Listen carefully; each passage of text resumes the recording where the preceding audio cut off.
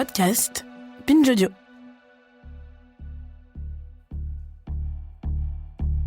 Produit par Binge Audio et Pinot Collection.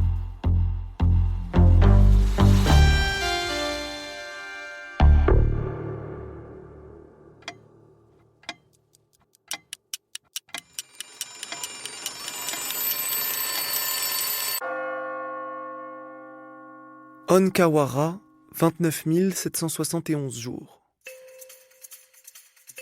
Voilà en quoi consiste la biographie officielle de Onkawara, artiste japonais.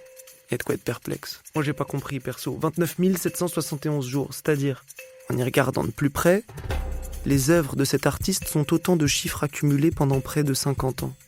3000 peintures de dates, 1500 cartes postales, 2 millions de dates écrites listées dans d'imposants volumes, 900 télégrammes sur lesquels sont apposés ces quelques mots « I'm still alive », je suis encore vivant. 29 771 jours. C'est simplement une vie. Une vie de 29 771 jours entre sa naissance et sa mort. Alors pourquoi des jours plutôt que des dates et des années? Pourquoi ne pas faire comme tout le monde? Et surtout pourquoi réduire une vie à un simple nombre? Onkawara est l'un des plus grands représentants de l'art conceptuel, qui a élaboré dans les années 60 des séries d'œuvres singulières. Elle questionne tout notre rapport au temps et son écoulement inexorable. Chez lui, l'art est radical, méticuleux, extrêmement cohérent. Il a été marqué, enfant, par les attaques à la bombe atomique qui ont touché son pays, le Japon.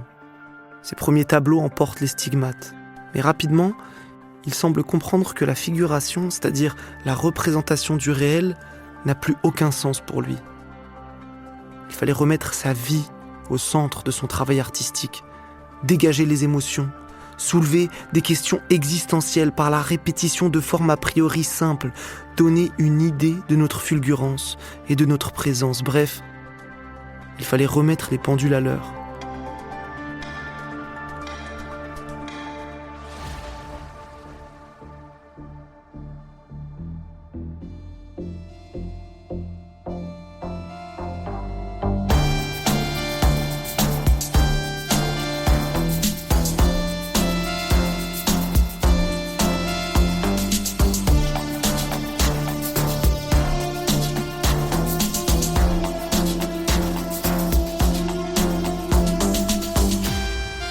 Ça a commencé comme ça, Onkawara. Onkawara a passé l'essentiel de sa vie aux États-Unis, à New York précisément. Mais c'est au Japon, à Kariya, près de la ville de Nagoya, qu'il naît, le 24 décembre 1932. Il grandit dans un milieu intellectuel, ouvert à la mixité culturelle et religieuse. L'un de ses parents est chrétien alors que l'autre est bouddhiste, et il assimile naturellement toutes ses références. Mais cette enfance, que l'on devine paisible, est brutalement brisée. Le 6 août 1945, les États-Unis osent l'inimaginable. Voici 10 ans, la ville d'Hiroshima était rasée par l'explosion de la première bombe atomique qui fit, selon la Croix-Rouge japonaise, 240 000 morts et 150 000 blessés, dont un grand nombre devaient succomber par la suite. Ce jour-là, le monde apprit que l'enfer pouvait être déchaîné par les hommes. Onkawara a 13 ans, et cet événement marque à jamais l'artiste qu'il s'apprête à devenir. À 19 ans, il part à Tokyo, où il étudie la philosophie européenne, la politique et la psychanalyse. À cette époque, il lit énormément. Sigmund Freud, Karl Marx et puis Jean-Paul Sartre, l'écrivain français qui a théorisé l'existentialisme. L'existentialisme, une philosophie qui donne du sens à ce que l'on vit. Pour les existentialistes, ce sont nos actions qui nous définissent, et non notre nature, nos origines, nos croyances. Il apprend seul et il peint aussi en autodidacte. Et ses tableaux, presque immédiatement, provoquent un choc considérable. Parmi ses travaux de l'époque, la série de 28 dessins intitulée « The Bathroom ». Elle représente plusieurs personnages, dont une femme enceinte, dans une salle de bain. Ces personnages sont mutilés. Leurs bras ou leurs jambes sont coupés, démembrés. Au fil des dessins, les personnages sont de plus en plus nombreux, les morceaux de corps parsemés sur le sol, le sang de plus en plus visible. des scènes surréalistes, un cauchemar tracé au crayon noir. D'autres séries qu'il crée à cette époque semblent hantées par le même traumatisme de la destruction nucléaire. Il faut voir les visages qu'il crée en 1955 à la mine de plomb, des visages d'hommes et de femmes déformés, certains souriant étrangement, d'autres les yeux révulsés.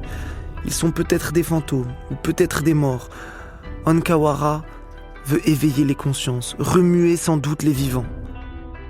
La série ne sera pas publiée à l'époque, mais en 1995, 40 ans plus tard, sous le titre de Thanatophanie, que l'on peut traduire par « apparition de la mort ». Mais bientôt, Onkawara va quitter le Japon. Il a 28 ans et pendant 3 ans, il peint et voyage. Il explore le monde et cette curiosité pour l'ailleurs ne le quittera plus jamais. En 1963, lors d'un trajet entre Paris et Tolède en Espagne, sa vie bascule. Un choc visuel détermine la suite de son parcours artistique. La grotte d'Altamira fut découverte en 1869. Ses fabuleux trésors artistiques, 10 ans plus tard. D'aussi spectaculaire, on trouve seulement Lascaux et maintenant la grotte Chauvet. C'est un peu comme si on ne connaissait pas l'art gothique et qu'en sortant comme ça dans la campagne, on rencontre la cathédrale d'Amiens ou celle de Chartres sans avoir connu auparavant d'autres monuments gothiques, d'autres ermitages ou d'autres cathédrales. C'est ce que l'on ressent à Altamira. La grotte est remplie de peintures rupestres et ses œuvres l'impressionnent car elles ont été conçues dans un espace coupé de la lumière naturelle, sans doute éclairé par un simple feu. Il est frappé par les couleurs rouges, bruns, ocre et noir et par l'effet qu'elles provoquent sur celui qui les regarde. Elles sont si anciennes et en même temps au-delà de l'histoire, au-delà même du langage. Onkawara est en pleine remise en question artistique et à ce moment-là, il sent renaître en lui la possibilité de l'art. Dès lors, il réalise des centaines de dessins, dont 198 seront groupés et numérotés dans un coffret en carton, étiqueté 1964, Paris, New York.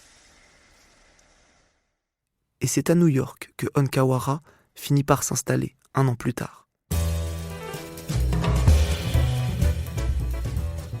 Et disons-le tout net, c'est l'endroit où il faut être. Le monde de l'art y est en ébullition. Face au succès de l'expressionnisme abstrait et du pop art, d'autres courants émergent qui invitent à révolutionner la manière de concevoir l'art. L'art conceptuel est de cela. Il s'agit de mettre l'idée, la réflexion, le concept au cœur du processus de création. Ce courant englobe des artistes et des œuvres très différents, mais il répond à un besoin de redéfinir l'art et de poser la question du sens. À New York, donc, Onkawara développe un art très méthodique et conceptuel autour du temps et de son inexorable écoulement. Tiens, voilà une date qui compte énormément dans son œuvre, le 4 janvier 1966. Ce jour-là, il réalise la première date painting, ou peinture de date, de la série des Today. Il en réalisera près de 3000 dans plus de 100 villes pendant 48 ans. Ces peintures de date, qui sont au cœur de l'œuvre d'Onkawara, obéissent toutes aux mêmes règles. En voici quelques-unes. 1. Onkawara peint la date du jour à la main en lettres blanches sur un fond monochrome. 2. Si la peinture n'est pas réalisée avant minuit, elle est détruite. 3. La date est écrite dans la langue et les conventions calendaires du pays où il se trouve. Ainsi, en France, on écrit une date en commençant par le jour, 17 mai 2000 par exemple. Alors qu'aux États-Unis, on commence par écrire le mois, puis le jour et enfin l'année. Et 4. À partir de 1967, chacune de ses œuvres est placée dans une boîte en carton qu'il fabrique lui-même, accompagnée d'une page du journal correspondant au jour et au lieu où elle a été réalisée. Alors cela peut sembler mécanique, voire simpliste, mais ça ne l'est pas vraiment. Le travail se doit en réalité d'être fastidieux, précis, il requiert discipline. Les toiles sont enduites de 5 couches d'apprêt et la date peut nécessiter jusqu'à 7 couches de peinture blanche. Ainsi, on ne perçoit plus aucune trace de pinceau. Chaque couche est poncée avant l'application de la suivante. Et tout cela lui prend plusieurs heures par jour. Imaginez faire 3000 fois, jour après jour, ces mêmes gestes. L'effet d'accumulation des date paintings, des peintures de date, est porteuse d'une grande force, tant elle condense ce temps qui passe. Selon ses propres mots, Onkawara collectionne les dates. On peut en fait considérer cette série comme un journal intime et comme un journal collectif. La vie réelle de l'artiste joue un rôle essentiel dans cette création, alors que les événements relayés dans les journaux s'attachent à des faits plus ou moins importants, marqueurs de la petite ou de la grande histoire. Ce que l'on comprend, c'est que ce n'est pas la représentation qui importe, mais cette expérimentation qui consiste à éprouver le lien entre vie personnelle et art, et qui semble ne plus pouvoir s'arrêter. Souvenez-vous, plus jeune, Hankawara était séduit par la philosophie existentialiste. Alors, est-ce que ces peintures de date sont des œuvres existentialistes ? C'est possible. Dans l'impossibilité de figurer le monde après le traumatisme de 1945, la peinture ne peut plus être la transcription du réel ou d'une émotion. Elle ne peut être chez lui qu'un témoignage de la présence de l'artiste, en vie, maintenant. Mais tout cela n'est que supposition, car Hankawara ne s'est jamais exprimé publiquement sur ses œuvres.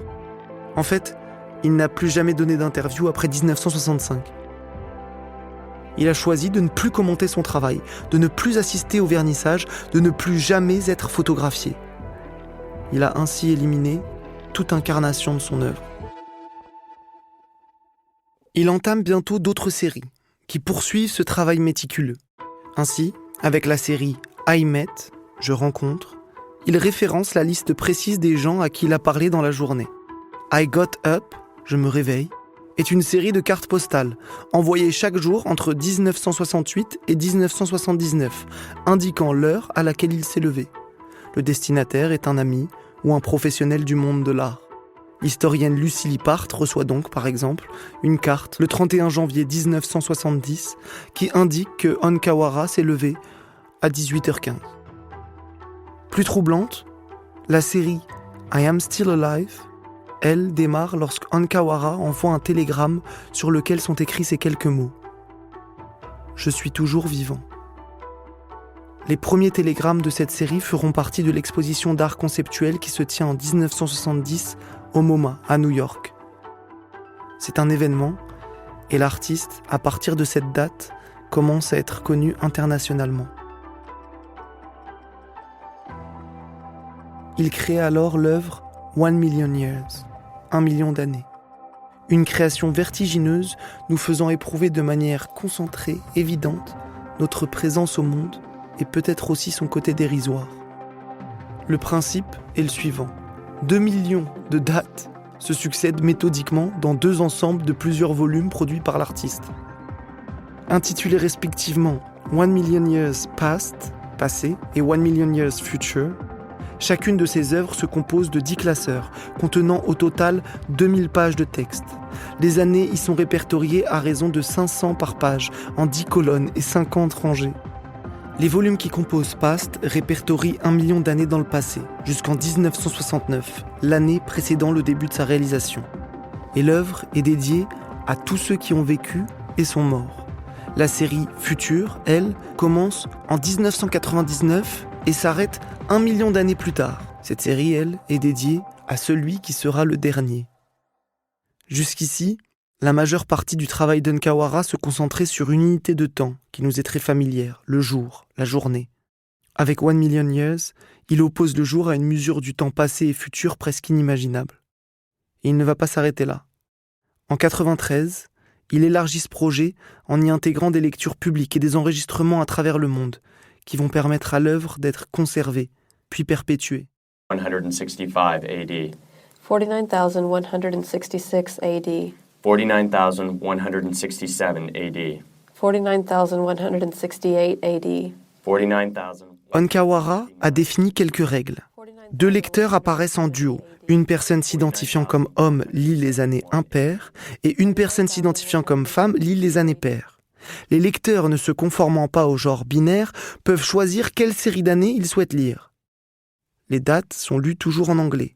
Chaque nouvelle session reprend là où la précédente s'est arrêtée jusqu'à ce que le contenu des 10 volumes de chaque œuvre ait été intégralement lu à voix haute. Depuis 1993, 40 lectures publiques ont été réalisées dans 29 villes à travers le monde et 18 enregistrements ont été produits. À l'écoute, on se laisse bercer par ces dates. On peut presque avoir la sensation d'être enveloppé par le temps. Hankawara est mort en 2014. Il a vécu 29 771 jours.